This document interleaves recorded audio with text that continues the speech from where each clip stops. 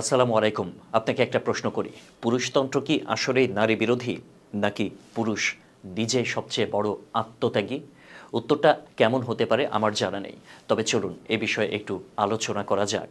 Titanic যখন ডুবছিল তখন ছোট ছোট লাইফ বোটে নামানো হয়েছিল নারী আর শিশুদের।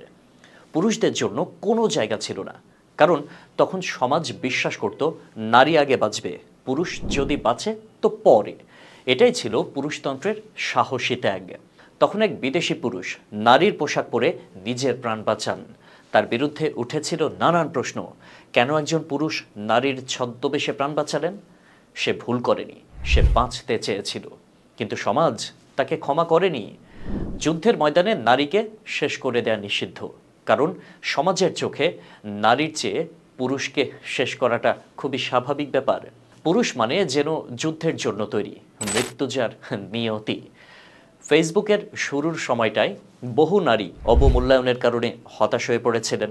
তখন বহু পুরুষ সিদ্ধান্ত নেয় নারীদের গুরুত্ব দিতে হবে।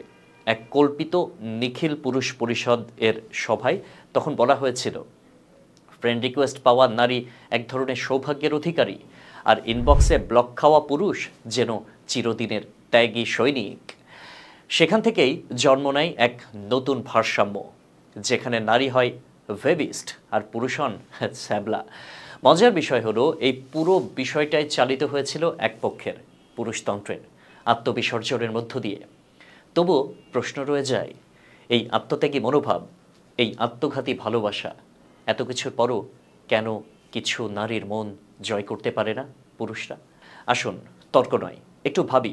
এ লড়াই সত্যিকারের অধিকারের জন্য, নাকি পুরুষের প্রতি দীর্ঘদিনের ব্যঙ্গ বিদ্রুপকে প্রতিষ্ঠিত রাখার এক নতুন কৌশল?